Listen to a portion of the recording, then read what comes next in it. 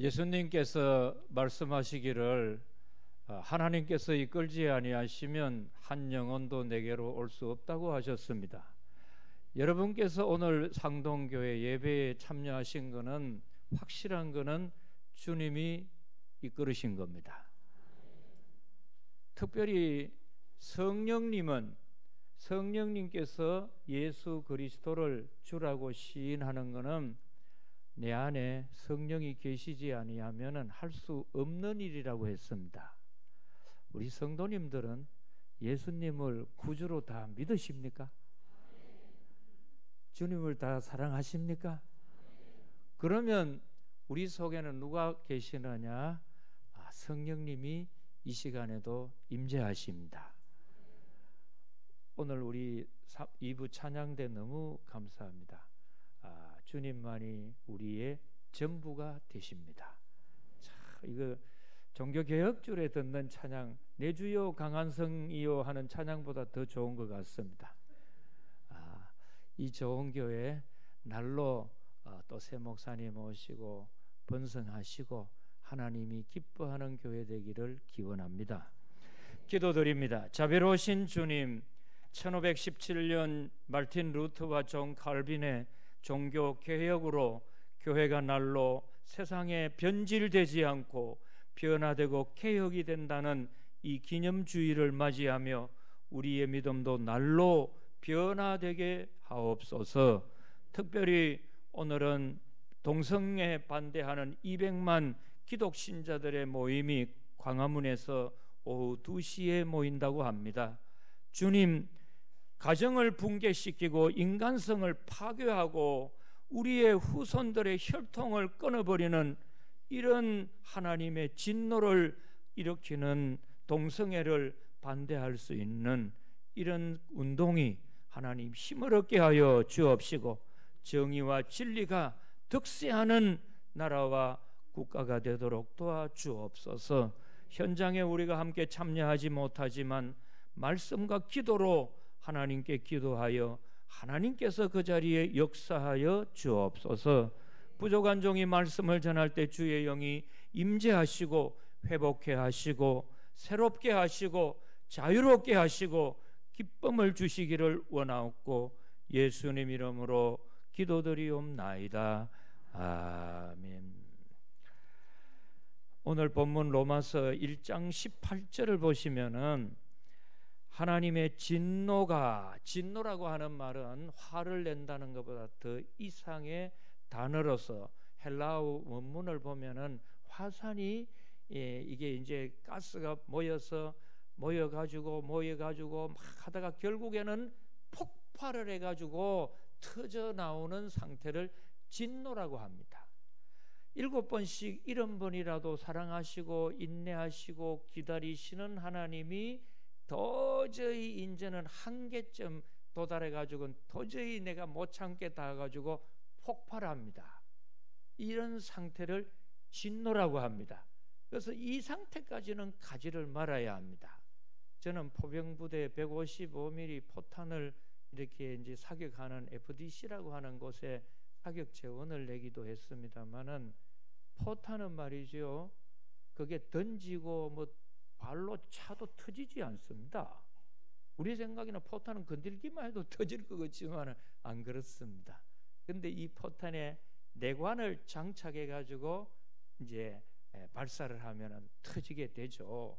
그래서 포탄이 내관을 안 건들면 안 터지는 식으로 부부싸움을 할 때도 적당히 어느 선까지 올라가다가 내관을 안 건드려야 됩니다. 뭐 좋다 하니까 남자가 좋다 하니까 이래도 좋고 저래도 좋아서 이 못 모르는 여자들이 그러면 내관을 건들면요 예이 막 그때는 이제 막 주먹이 날아가고 막 개아들 소아들 토끼아들 다 동안되고 이 10원짜리 100원짜리 괜히 내관을 건드는 거예요. 예. 남자분들도 여자 조용하고 뭐 그렇다고 사슴 같다고 함부로 막 하다가요 우습게 보지 마십시오. 여자도 내관이 다 있다고요. 보세요. 암탉들이 고양이한테 꼼짝도 못하다가 병아리 이렇게 몰고 다니는 암탉 고양이가 잘못 건들면요 쫙 합니다. 벌써부터 주무시는 분이 한 두 분 계시는데 이럴 때 주무실 때가 아니에요. 하나님이 진노를 결정적으로 하는 때가 뭐냐 하면은 하나님을 인정하지 않는 거예요. 그래서 시브리 잠언에 보면 이런 말이 있습니다. 사막에 아주 더운 날에 아버지가 아들을 업고 갑니다. 아들이 약해가지고 땀을 뻘뻘 흘리면서 걸어가는데 아이 나그네 간 사람 오는데 아버지 친구분이세요. 그래 아우 자네 이 더운 날 어떻게 어디를 이렇게 가느냐. 그리고 이 더운 날 등에 뭐 하나 사람을 업고 그래 가냐. 그 아들이 누구냐. 뒤에 있는 우리 아들한테 물어보래. 그래. 그 뒤에 가가지고 야야 이 더운 날 혼자 가기도 어려운데 너를 업고 가는데 너 업고 가는 저 사람이 너가 아버지 맞냐 물었더니 잘 모르겠는데요. 그 아버지가 계속 업고 가겠습니까? 이 아이가 뭔 나쁜 짓을 어떻게 했는지 몰라도 아버지를 아버지로 인정 안 하는 거예요. 그 자리에서 그만 내동댕이 치겠지요. 이놈의 자식 봐라. 내가 이 더운 날 너를 업고 지금까지 왔는데 자식놈이 아니라면 내가 돈을 준다고 너를 업고 오겠나. 네가 사정을 한다고 업고 오겠나. 내가 아버지로서 너 불쌍해가지고 업고 오는데 뭐라고 누군지 모르겠다고 이런 놈 바람만 그냥 뭐 먼지 날 때까지 두드려 패야지. 그만큼 진노가 폭발하는 이유가 여기에 소개가 됩니다. 잘 보십시오. 불의로 진리를 막는 사람들, 진리가 진리되지 못하도록 불의를 가지고 막아버리고 방해합니다. 모든 경건하지 않음과 불의에 대하여 하늘로부터 나타나나니 이는 하나님을 알만한 것이 그들 속에 뭐 한다고요?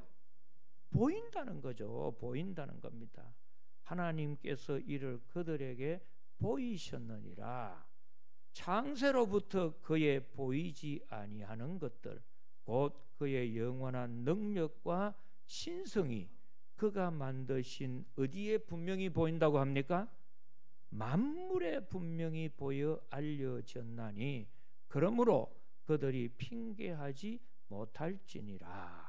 하나님을 알되 하나님을 영화롭게도 아니하고 하며 감사하지도 아니하고 오히려 그 생각이 허망하여지며 미련한 마음이 어두워졌나니 스스로 지혜 있다 하나 어리석게 되어 썩어지지 아니하는 하나님의 영광을 썩어질 사람과 새와 짐승과 기어다니는 동물 모양의 우상으로 바꾸었느니라. 그러므로 24절 그러므로 하는 접속사는 이렇게 했으므로 이런 결과가 온다는 거잖아요. 그러므로 하나님께서 그들을 마음의 정욕대로 더러움에 뭐 했다고 합니까? 내어버렸다. 그리고 26절도 보세요. 이 때문에 하나님께서 그들을 부끄러운 욕심에 뭐 했다고요? 내어버렸다. 28절을 보세요. 또한 그들이 마음에 하나님 두기를 싫어하며 하나님께서 그들을 그 상실한 마음대로 뭐 했다고요? 내어버렸다는 이 말이 뭐냐 하면은 버렸다. 차를 타고 가다가 고장이 났습니다. 요즘에는 이제 보험회사에 연락하면은 차가 와가지고 그 전문가가 이렇게 검사를 해봅니다. 딱 보더니 사장님 이 차 이거 다 보니까 수리해도 못 씁니다. 돈만 아까고 또 고장 나니까 이런 차는 폐차해야 합니다. 이런 멀쩡한 걸 왜 폐차해요? 이거는 돈 들어봐야 아무 소용이 없고요. 또 고장나고 또 고장나고 내버리십시오. 폐차해버리십시오. 이렇게 쓸만하면은 돈 들여가지고 망치로 두드려서라도 수리해서라도 사용하는 겁니다. 다 사용하시잖아요. 그래 도저히 안 되는 경우에는 안 갚습니다. Let them do it. 야, 이놈의 자식이 이거는 난 아무리 두드러 패고 구슬리고 당근도 주보고 책찍도 줘보고 아무리 해도 이거는 자식 노릇 못하고 오히려 원수덩이 같으면은 족보에서 네 이름 빼가지고 내버리겠다. 이런 말씀 들어보셨죠? 하나님도 내어버린다. 이걸 반복해서 3번을 이야기합니다. 그렇게 하는 사람들이 누구냐? 동성애장들, 남자와 남자끼리, 여자와 여자끼리 하면은 가정이 제대로 세워집니까? 혈통이 계속 이어집니까? 인간성이 보존이 됩니까? 하나님이 가만히 계십니까? 화산이 폭발하지요. 네. 이만큼 강하게 해주라는 그런 겁니다. 이렇게 음악에도 강하게 해줄 부분이 있지 않습니까? 설교에도 강하게 해줄 거예요. 하나님이 폭발한다. 그러므로 너희들 어떤 일이 있더라도 하나님을 알아야 한다. 세상에 알아야 할 게 수없이 많습니다. 영어도 알아야 되고 요즘은 금융도 알아야 되고 뭐 온갖 알 것이 많지만은 가장 1번으로 잘 알아야 할 게 뭐냐? 하나님 알기를 원합니다. 왜요? 하나님을 아는 것만이 지혜의 근본이요 영원이라는 겁니다. 그래서 시편 53편 1절에 있는 말씀을 보면은 어리석은 자는 그 마음에 이르기를 하나님이 없다 한다는 거죠. 왜? 안 보이니까.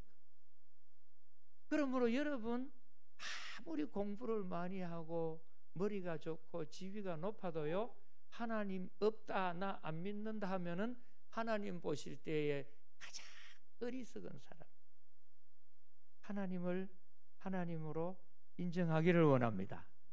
그것이 내가 가장 지혜로운 사람이라는 거죠. 그뿐만 아니고 잠언 9장 10절에 보니 여호와를 경외하는 것이 지혜의 근본이요 거룩하신 자를 아는 것이 명철이니라. 호세아 4장 6절에는 가슴이 뜨끔한 말이 있습니다. 내 백성이 지식이 없음으로 망하는도다. 어떤 지식요? 하나님 아는 지식이 없기 때문에 망한다는 거죠. 사람이 망하는 이유는 재수가 없어서 망하는 것도 아니에요. 팔자가 더러워서도 아니에요. 친구 잘못 만나고 부모 잘못 만난 것도 아니에요. 하나님 아는 지식이 없기 때문에 망하는 거예요. 그러면 더 나가서 호세아 6장 6절에 보니 나는 인애를 원하고 제사를 원하지 아니하며 번제보다 하나님 아는 것을 원하노라. 하나님 아는 것을 원하노라. 네, 아멘. 이 강도가 조금 올라갔습니다. 요한복음 17장 3절에 보니 영생은 곧 유일하심 참 하나님과 그가 보내신 자 예수 그리스도를 아는 것이니라. 영원한 생명, 이 생명도 알고 보니까 하나님과 우리 주 예수 그리스도를 아는 것이다. 안다라고 하는 이 말이 헬라어로는 그노스코라고 합니다. 히브리 말로는 야다라고 합니다. 히브리 말로는 야다라고 합니다. 히브리 말로는 뭐라고요? 예, 의역을 잘 하십니까? 야다라고 합니다. 근데 이 야다라는 말은 처녀 총각은 못 쓰게 되어 있습니다. 결혼한 사람 이상만 사용할 수 있는 단어가 야다입니다. 내가 당신을 압니다 할 때에 이름 석자 알고 주소 알고 그 사람 성격 알고 같이 뭐 이렇게 지낸 거 그걸로 안다고 하면 안 되는 거죠. 그거는 그것만 아는 거죠. 진짜 안다 하는 야다라는 말은 뭐냐 하면은 신랑이 신부를 데리고 첫날 밤을 지냈습니다. 그리고 아침이 되어서 신부를 보고 내가 이제 당신을 알겠습니다. 그러면 신부가 신랑을 보고 나도 이제야 당신을 야다 알겠습니다. 이 말은 뭐예요? 내가 당신 안에 있고 당신이 내 속에 있으므로 우리는 이제 하나가 되었습니다. 이런 상태가 되었을 때가 야다라는 거죠. 그런데 오늘날 제자 훈련이나 성경 공부하고 교우들 가운데에는요, 하나님을 너무너무 잘 알지만은 그 안다라고 하는 그 말이 어디까지 그밖에 못 가느냐? 짝사랑 믿음이에요. 사랑은 사랑인데 진짜 사랑은 가는 게 있으면 오는 게 있어야지요. 이게 진짜 사랑인데 짝사랑은 뭐요? 일방통행이에요. 가는 거는 있는데 오는 게 없어요. 사랑은 하는데 상대방은 반응이 없어요. 이게 짝사랑이고 헛물 켜는 거 아니에요? 하나님을 알기는 알아요. 나는 너무 잘 알아요. 성경도 많이 보고 알아요. 그런데 하나님 보고 저 사람 압니까? 상동교회 저 교우 압니까? 누구냐? 나 몰라. 그 짝사랑 믿음 아니에요? 그랬을 때 정말 오늘 우리의 믿음은 이 종교 개혁과 변화되는 시대에 믿음도 변질되고 세상도 변질되는 이런 시대에 바른 믿음의 주체가 되시려면 하나님 바로 알기를 원합니다. 내가 하나님을 알듯이 하나님도 나를 알아주기를 원합니다. 이런 인물이 성경에 한 분 계세요. 누구냐 하면은 구약 성경의 가장 대표적인 인물 중에 최고의 인물이라고 하면은 누구냐? 에녹입니다. 에녹이라고 하는 인물은 하나님과 첫째 300년을 동행합니다. 몇 년요? 여러분 꿈에 한번 하나님 보신 분 손 들어봐요. 손을 일부러 안 드시는 것 같은데.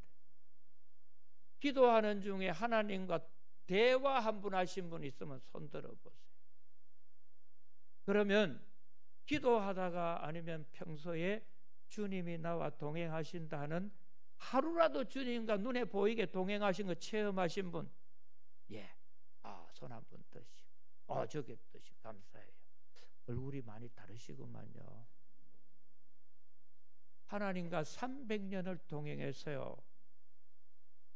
그리고 이분은 두 번째, 죽음을 보지 않고 살아있는 대로 하늘로 승천하셨어요. 죽음을 보지 않았어요. 여기 나이 드신 분들 다 한 번은 죽으셔야 되지요. 근데 에녹의 믿음이 되면은 하나님은 죽음을 보지 않고 산채로 올라갑니다. 제가 지난 주일날 금요일에 요양원 예배 봉사 나가가지고 여러분 에녹의 믿음 되기를 원합니다 했더니 왜 그 믿음을 가지라 해야 돼? 죽음을 보지 않고 산채로 올라갑니다 했더니 아멘 그러더라고. 그뿐만 아니고 이 에녹이 세 번째 위대한 점이 뭐냐면은 에녹의 바로 아들이 무두셀라, 사람으로서는 가장 오래 살았던 무두셀라고, 무두셀라의 아들이 라멕이고 라멕이 아들이 그 유명한 노아예요. 지구상에 있는 인생들을 다 호흡이 있는 것들을 다 싹쓸이 떼죽음 시켜버리고 다시금 새로운 시대를 시작하게 하는 노아 8식구를 그 할아버지가 누구냐 하면은 에녹이에요. 에녹은 1층 믿음의 명문 가정의 조상이었습니다. 그래서 저는 상동교회 교우들이 어떤 믿음 갖기를 원하느냐? 적어도 에녹의 믿음을 갖기를 원합니다. 아멘. 그러면 이 에녹의 믿음이 어떤 믿음이었는가를 히브리서 11장 6절에 보면 나옵니다. 어떻게 나오느냐? 믿음이 없이는 하나님을 기쁘시게 못하나니. 그러면서 에녹의 믿음을 두 가지로 정의합니다. 에녹은 하나님이 살아계신 것과 그가 상 주시는 이심을 믿었느니라. 에녹은 300년간 하나님과 동행을 하게 되고 성천을 하게 되고 믿음의 명문 가정에 초상의 조상이 될 수 있었던 믿음은 뭐냐? 하나님을 야다, 하나님을 알았다는 거죠.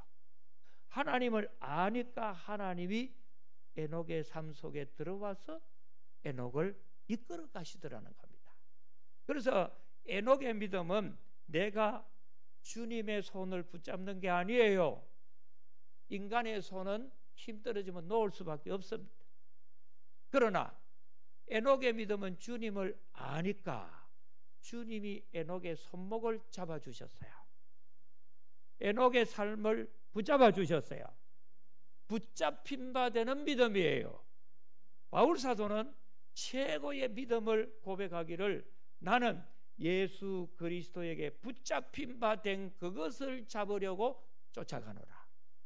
내가 잡는 믿음이 아니에요. 인간 힘이 아니에요.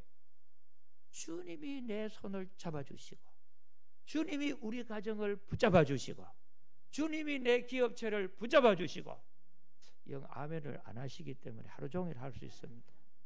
주님이 우리 상동교회를 붙잡아 주시고 할렐루야, 우리 조국 대한민국을 붙잡아 주시고, 이게 에녹의 믿음인데 이 믿음이 뭐냐? 하나님을 아는 믿음, 야다하는 믿음이에요. 내 마음의 주인으로 모시고 나는 주님의 함께 들어가는 것.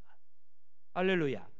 그래서 이 속에 하나님은 자기를 자연 만물을 통해서 보여주셨다고 하는데, 초대 교부되는 어거스틴, 중세 때의 토마스 아퀴나스, 또 종교개혁 시대의 존 칼빈이나 마틴 루터나 유명한 분들이 다 하나님이 자연 만물에 어떻게 자신을 보였을까 할 때에 5가지로 정의를 하고 있습니다. 첫째가 뭐냐? 하나님이 분명히 계신다는 증거는 자연 만물을 봐라. 자연 만물을 보라. 삼라만상을 보라. 왜요? 모든 존재물은 누군가 제1원인자가 있다는 겁니다. 그래서 히브리서 3장 14절에 있는 말씀 보시면은 집마다 지은 사람이 있는 것처럼 만물을 지으시는 이는 하나님이시니라. 만물을 지으신 이는 누구라고요? 하나님이. 하나님.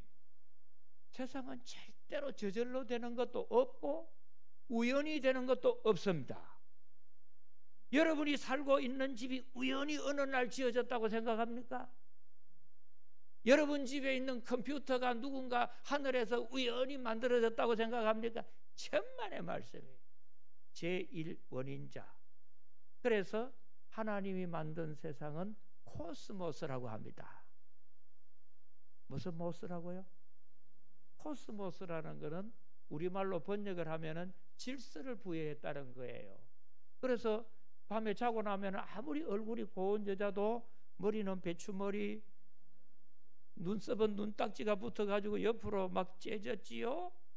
막 입이 침이 흘러가고 돌아간 것 같지요. 그래서 얼굴에 질서를 부여하는 것이 코스메틱스라고 하는 화장품입니다. 코스모스가 뭐냐? 세상이라는 것은 하나님이 질서를 부여했다. 이 세상은 적어도 하나님이 만드신 창조의 모든 것은 질서가 있고 조화가 있습니다. 절대로 반칙하지 않습니다. 그러나 사람이 가게 되면 질서는 깨어지고 조화는 무너지게 되어 있어요. 이게 심각한 거죠. 그래서 이 천지 만물의 제1원인자, 그리고 만들어졌다고 다 되나요? 전기불 시설했다고 불이 저절로 오나요? 여러분, 전기불이 스위치도 안 넣는데 저절로 오면 귀신이 들어온다는 줄 알고 다 놀래 자빠집니다. 이 우주 만물을 만드시고 제1 운동 에너지를 공급하신 분, 전기 스위치를 넣으신 분, 그분은 하나님이시다. 하나님이시다. 이걸 모르는 사람이 뭐 단세포 동물과를 어떻고 뭐 아메바가 뭐 어떻게 만들어? 손도 없고 다리도 없는 몽다리 귀신들이.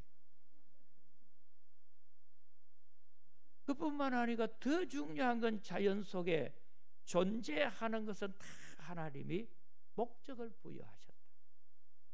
알고 보면 작은 벌레 하나, 들판에 있는 꽃 한 송이 존재하는 것, 나 자신도 모든 삼라만상의 것은 들여다보면 존재의 목적이 있는데 그 목적은 본인이 부여한 것도 아니고 부모가 부여한 것도 아니고 마음 좋은 고아원 원장님이 부여한 것도 아니고 누가 부여했느냐? 하나님이 부여하셨다. 너는 저 애굽에 가서 백성을 인도하거라. 모세에게 존재의 목적을, 다윗에게 통일천하를 만들어라. 목적을 다 부여하시는. 이것을 우리는 어떻게 알 수 있느냐? 내 인생의 목적을 내가 나를 본다고 알 수 있는 것이 아니고 다메섹 도상에서 부활하신 예수님을 만났던 바울 사도가 진정한 내 삶의 목적, 존재의 목적을 예수님을 만나고 깨달아지더라는 거죠. 예수님 만나기를 원합니다. 예수를 만나지 않으면 내가 왜 사는지 모릅니다. 그래서 삼라만상의 자연을 보게 되면은 이 원인이 있다. 그리고 이것이 존재를 하게 되고 목적이 있다는 것은 다 목적의 부여자 하나님이 계신다. 두 번째로 뭐를 보느냐? 주보에 제가 이걸 기록해 놨습니다. 두 번째로 역사를 보라. 요한계시록 22장 13절에 보니 나는 알파와 오메가요 처음과 마지막이요 시작과 마침이라. 알파라는 것은 시작이고 오메가는 결론입니다. 인류 역사의 주인공이 누구냐? 많은 사람들은 사람이 역사의 무대의 주인공이 아니냐는데 아닙니다. 왜요?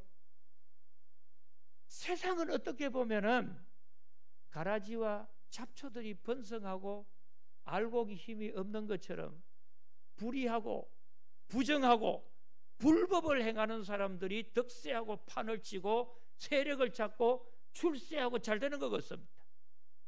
시편에도 그게 나옵니다.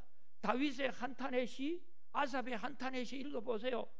하나님, 저렇게 악한 사람들이 아프지도 않고 어려움도 안 겪고 출세하고 잘 사는 거 왜 그렇습니까? 이렇게 제가 어떻게 살맛이 나겠습니까? 그렇잖아요. 근데 그때 주님이 말합니다. 아니야, 저들은 바람이 불면은 날아가는 겨와 같이 내가 불어버리면 사라져버려서 찾으려고 해도 찾을 수가 없고 그들이 모아놓았던 재산을 다 선한 사람들에게 옮겨놓아 주리라. 여러분, 농사를 짓다 보면 봄에 씨를 뿌리잖아요. 여름이 되어서 논에 나가 보면 참 자랍니다. 그런데 알곡보다는 잡초와 가라지가 번식력이 더 있습니다. 1.5배가 더 번식을 잘하고 잘 자랍니다. 강합니다. 야, 이거 이대로 두면 나중에 가라지하고 잡초밭이 안 되겠나 싶으지요. 그러나 추수 때가 보면 그것들은 다 사라지고 알곡만 있습니다. 왜요? 농부가 있습니다. 농부가 그 비싼 땅에 비료 주고 거름 주고 수고했는 그 땅에 잡초와 가라지가 자라는 걸 둡니까? 다 뽑아버리지. 그처럼 인류 역사에는 선한 사람들이 늘 약한 것 같고 어리석고 손해보는 것 같아도요, 역사의 주관자는 하나님이십니다. 아무리 불의가 득세하고 악이 판을 치더라도 마지막은 진리가 승리합니다. 선이 이기게 되어 있습니다. 그래서 옛 어른들도 권선진악이라고 해요. 네.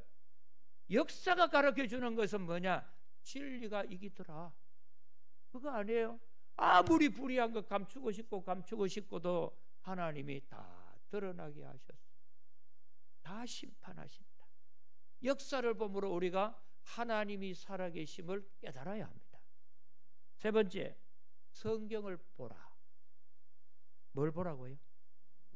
이 성경을 보라.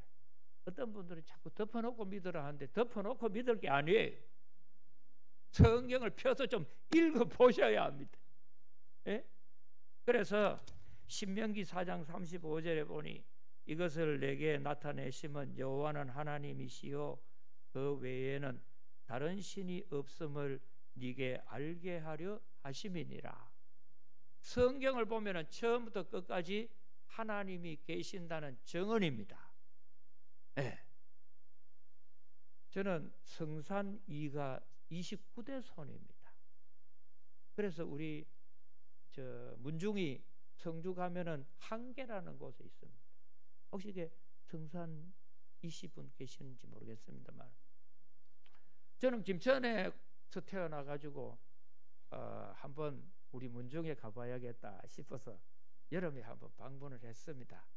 그래서 이제 문중에 보니까 제실 같은데 어른들이 그 안동포 삼배 옷을 입고 그 계시길래 잠깐 여기 인사차 왔습니다. 그랬더니 성씨가 뭔고 그러길래 아이고 제가 성산 이갑니다. 그래, 어이구 우리하고 같은 동씨구만. 그래, 반가워요. 그러면서 저보고 뭐 이러네 저러네 뭐 이러면서 그래, 성산인 씨 몇 대 손인가는 알고 있는가 그러길래 예, 족보를 보고 제가 알고 있습니다. 몇 대 손인가 하길래 예, 제가 알기로 29대 손입니다. 그랬더니 엥? 그러시더라고. 그러면서 진짜 29대 손이요. 그래, 맞습니다. 그러면 자네는 그 우리 성산 이 씨의 제일 시조가 누군 줄 알아요?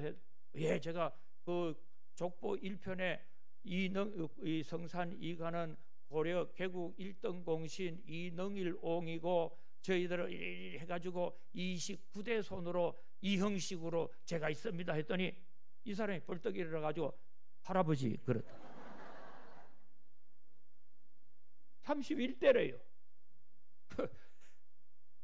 그거는 아무리 처음 보는 거라도 족보 딱 갖다 놓으니까 29대 손에 제 이름이 나온 거예요. 그리고 그분은 31대니까 이거 뭐 아들 손자 할아버지지. 처음 봐도요 족보 보면 꼼짝 못해요. 그처럼 성경이 족보예요. 하나님이 이 땅에 예수 그리스도를 보내셔서 우리를 위하여 함께 하시고 당신을 알게 하신 책이다. 할렐루야. 그리고 네 번째로 양심을 보라. 우리 양심이라고 하는 것은 우리 사람에게 있는 가운데 생각이 있고 마음이 있고 양심이 있습니다. 이 세 가지 기능이 다 달라요.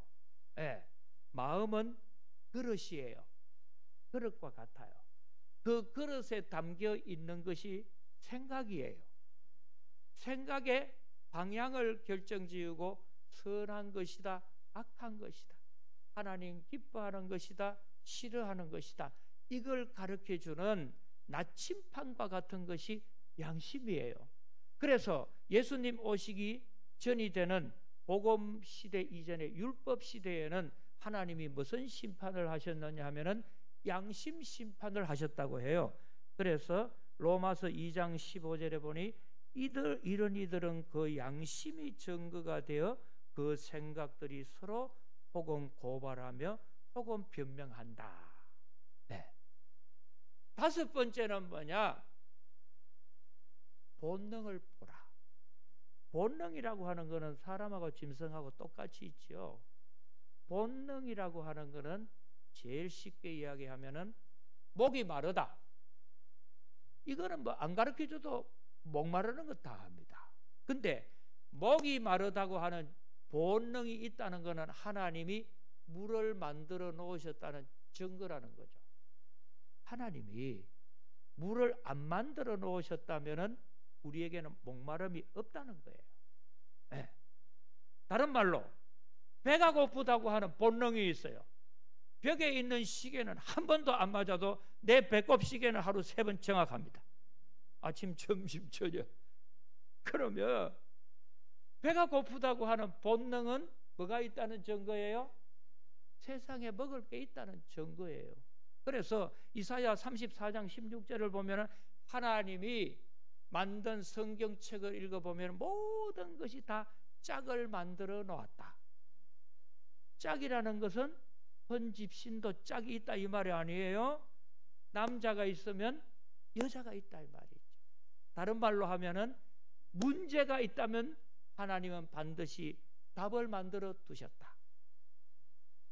이 세상에 질병이 있다면 하나님은 반드시 약을 만들어 두셨다.